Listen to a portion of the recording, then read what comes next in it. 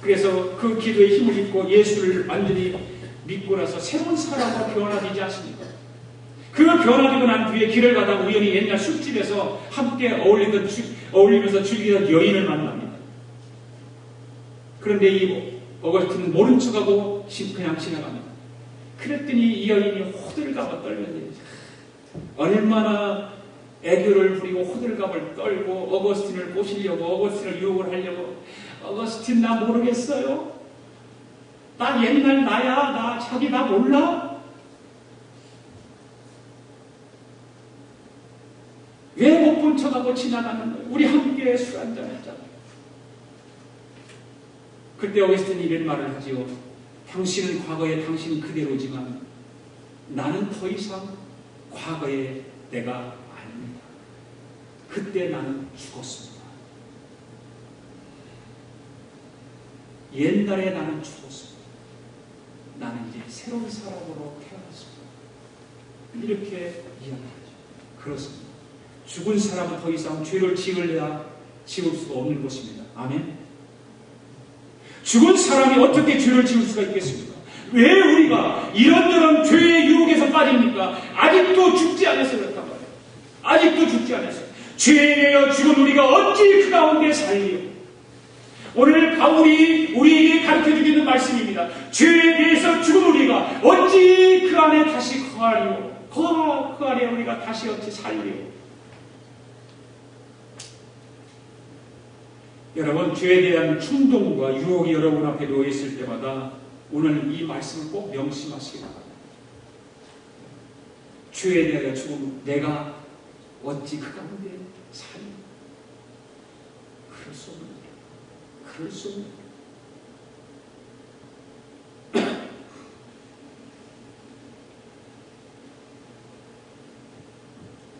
우리는 죄에 대해서 이미 죽은 놈인 걸 믿습니다. 그 가운데 살 수 없는 사람들입니다.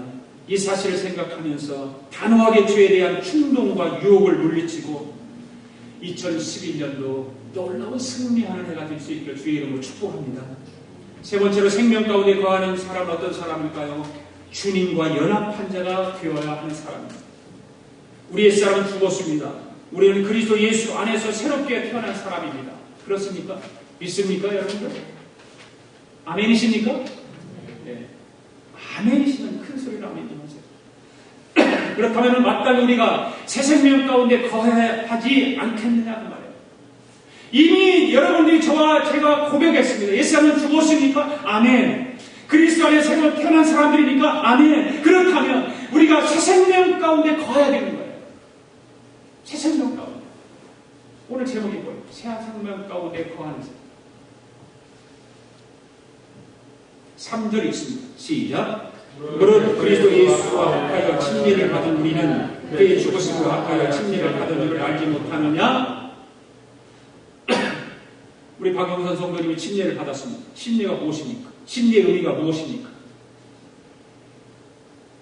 3절 우리가 같이 읽었듯이 무릇 그리스도 예수와 합하여 침례를 받은 우리는 그러면 그 말은 무슨 말입니까? 그리스도와 연합했다 그 말입니다. 하나가 되었다 그 말입니다.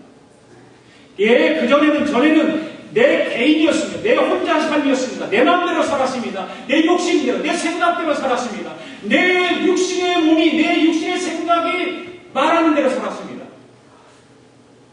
그런데 이제는 아니라는 거예요.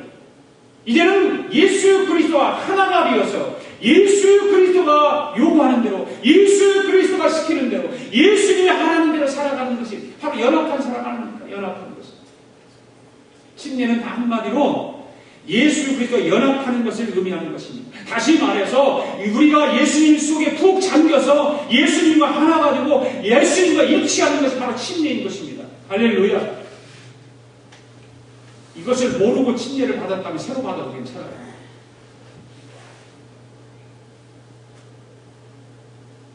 저는 어렸을 때에 성결교사, 중고등부 시절에 성결교사라거든요. 성결교에서 우리 집사람 만나서 결혼했는데 거기서 세례를 받았어요.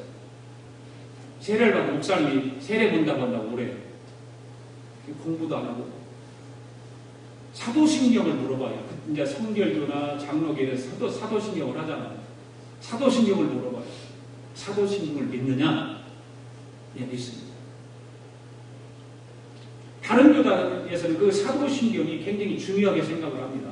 거기에 신앙 고백이 들어가 있기 때문에 성경에 있는 뭐 압축해서 만드는 고백이라고 하지만 엄연히 따지면 그것이 뭐 카톨릭에서 나오는 그런 것이거든요.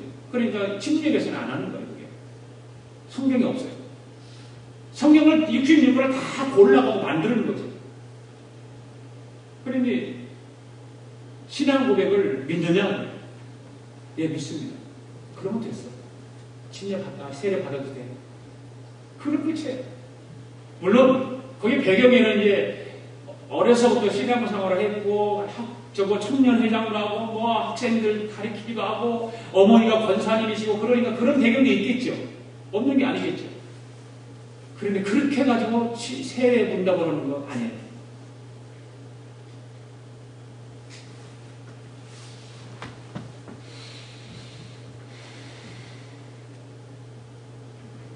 우리는 침례를 받을 때 형식적으로 받으면 안 됩니다. 내가 어저께 박영선 성도님하고 같이 이야기를 나누면서 미국 교회에서 침례식을 행하는 걸 몇 번을 내가 봤는데 그분들은 그 침례탕에 들어가는 순간에 성령의 감동이 오기 시작하는데요. 그 침례탕에 들어가서 눈물로 또 회개를 해요. 거기서 그러니까 그냥 받는 것은 아니에요.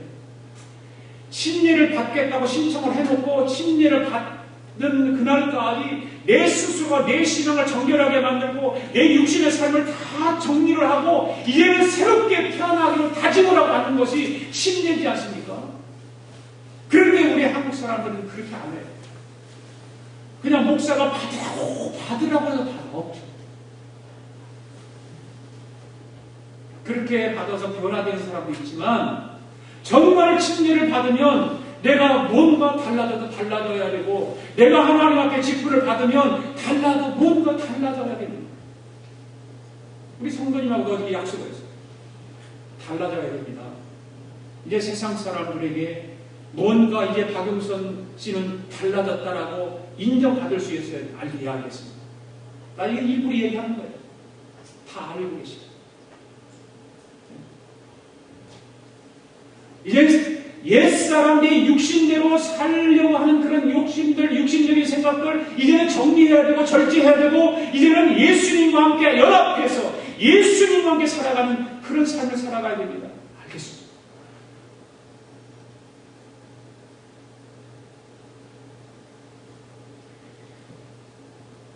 예수님과 연합되는 그런 것이 바로 침례입니다. 그래서 사도 바울은 오늘 본문에서 두 가지를 말씀해 주고 있는데 하나는 예수 그리스도의 죽으심 또 하나는 예수 그리스도의 부활이심.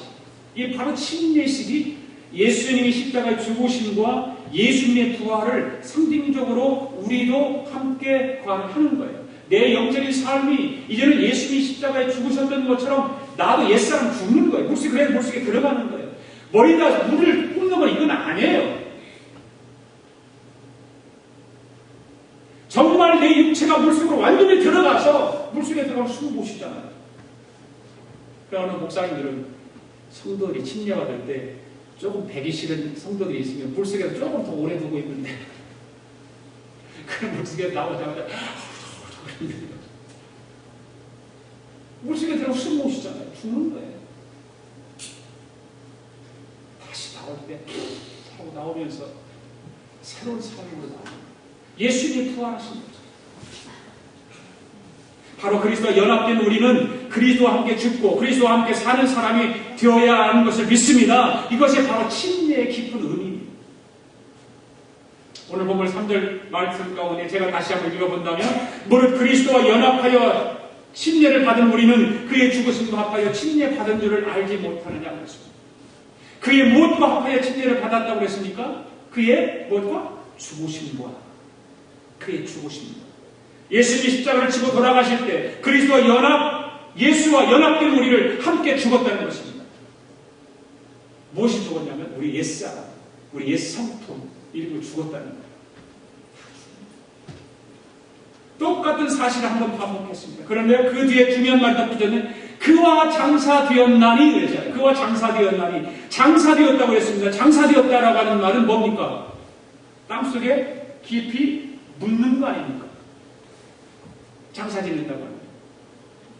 사람이 죽으면 뭐 3일장도 지내고 5일장도 지내고, 미국은 보니까 뭐 숫자 이런 게 개념이 없어요. 퓨널럼의 스케줄에 맞춰서 하는 거니까 그게 뭐 별로 그게 숫자가 개념이 없는데, 우리나라는 꼭 홀수로 하잖아요. 3일장 아니면 5일장, 더 길면 9일장, 7일장, 아주 돈 많은 사람은 9일장, 뭐 이렇게 하잖아요. 왜 그렇게 바로 그냥 죽으면 바로 장례식을 해도 되는데 왜 그렇게 3일 있다 하고 5일 있다 하고 7일 있다 할까요? 왜 그럴까요? 아세요? 혹시 살아날까 봐서. 혹시 살아날까 봐서 그런 거예요. 그냥 그래서 바로 장례식 안 하는 거예요. 재밌는 얘기가 있잖아요. 어느 남자가 자기 부인이 죽었대요. 근데 아파트 18층에서 사는 사람인데, 아파트 18층에서 관이 내려와야 되잖아요, 밑으로. 근데 친구들이 관을 들고 밑으로 내려오는데, 아파트 좁은 계단으로 내려오다가 일이 푹 찌고 저리 푹 찌고 그걸 안 찌려고 하고 찌게 돼 있는데, 그러니까 이 남편이 그 관을 지고 가는 친구들에게 야야 살살해, 쿵쿵 치지 마, 살아나면 어떻게 하려고 그래?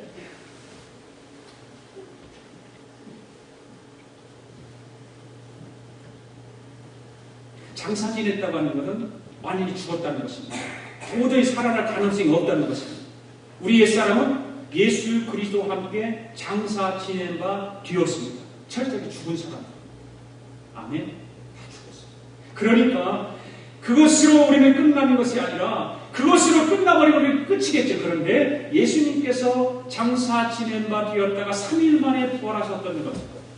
우리도 침례를 받으면서 장사되었다가 다시 물속에 나오면서 부활의 몸으로 다시 나오는 거예요. 다시 태어나는 거예요. 그래서 새 사람으로 나오는 거예요. 그래서 이는 아버지 영광으로 말미암아 그리스도를 죽은 자 가운데 살리신 것 같이 우리를 새롭게 부활의 몸으로 탄생하게 만드신 그 예수님의 은혜, 사랑.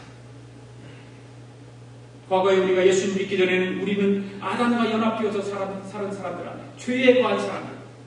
그런데 이제는 예수를 믿는 순간에 우리는 달라진 거예요. 더 이상 아담과 연합되지 않고 이제는 예수 그리스도와 연합한 자가 되어서 예수 그리스도와 함께 더불어 살아가고 죽은 자가 되지 않고 이제 산 자로 살아가는 거예요. 새로운 삶으로 살아가는 거예요. 그렇다면 이제 예수 그리스도와 연합한 우리의 삶과 과연 어떤 삶을 살아야 될까요? 오늘 본문 4절 끝에 보니까 이런 말이 있어요.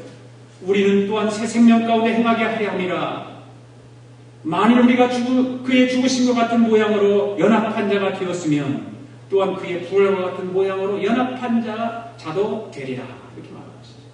우리 옛사람은 완전히 죽었습니다. 우리는 새로운 생명으로 태어나게 되었습니다. 그러니까 과거의 옛사람은 더 이상 들먹거리지 말아야 된다 그 말이에요. 더 이상 들먹거려서 안 된다는 것입니다. 죽어 냄새나는 썩은 시체를 자꾸 파내려고 해서는 안 된다는 것입니다. 우리는 더 이상 어두운 자녀가 아니라 빛의 자녀이기 때문에 그렇습니다. 할렐루야. 빛 가운데 살아야 하는 것이죠. 하나님의 자녀가 되었으면 하나님의 가문을 아름답게 만들어 가면서 살아야 하는 것입니다. 그렇잖아요. 그래서 사도 바울이 오늘 본문에서 궁극적으로 우리에게 일깨워주는 교훈이 뭡니까? 믿음으로 의롭다 하심을 받았다고 해서 마음대로 죄를 지으며 살아서는 안 된다. 그것을 가르쳐주는 거예요. 죄가 더한 곳에 은혜가 더욱 넘쳤나니라고 해서 마음대로 죄를 지어도 된다고 생각해서는 안 된다고 말해요. 사랑하는 성도 여러분, 나 같은 죄인까지도 하나님께서 버리지 아니하시고 믿음으로 의롭게 해주셨습니다. 아멘. 2011년도에는 하나님의 그 놀라우신 은혜를 더욱 생각하면서 이제는 보답하는 심정으로 의롭게 살아가야 될 줄로 믿습니다. 깨끗하게 살아야 할 줄로 믿습니다. 정직하게 살아야 될 줄로 믿습니다. 2011년도에는 그리스도 예수와 더욱 연합해서 우리가 새 생명 가운데 살아감으로 세상과 나는 간부도 없고 구속한 주만 보이는 그런 은혜의 삶을 살아가는 저와 여러분이 다 되실 수 있기를 주의 이름으로 축복합니다. 기도하겠습니다. 살아계신 하나님 아버지, 은혜와 사랑을 감사합니다. 과거에는 우리가 아담과 연합해서 죄와 허물로 죽었지만 하나님께서 우리를 사랑하시고 놀라우신 은혜를 베풀어 주셔서 그래서 예수 안에서 새로운 생명을 갖게 해주신 것을 진심으로 감사합니다. 이제 우리는 죄에 대하여 죽은 몸입니다. 죄에 대해서 철저하게 죽을 수 있는 저희들이 되게 주시옵소서. 이제는 하나님의 자녀가 되었으니 어둠의 일을 다 벗어버리고 하나님의 자녀답게 빛 가운데로 살아가기를 바랍니다. 하나님의 은혜에 늘 감사하면서 보답하는 심정으로 살아갈 수 있는 우리 모두가 되게 주시옵소서. 과거에는 죄와 세상을 향해 살았지만 이제부터는 그리스도 예수만을 나의 보배로 삼고 예수님의 뜻을 이루어드리며 살아가게 하옵소서. 의의 멸관을 쓰는 그날까지 허락하신 십자가를 기쁨으로 지고 주님의 뒤를 겸손히 따를 수 있는 우리 모두가 되게 주시옵소서. 감사드리며 예수님의 이름으로 기도하옵나이다. 아멘.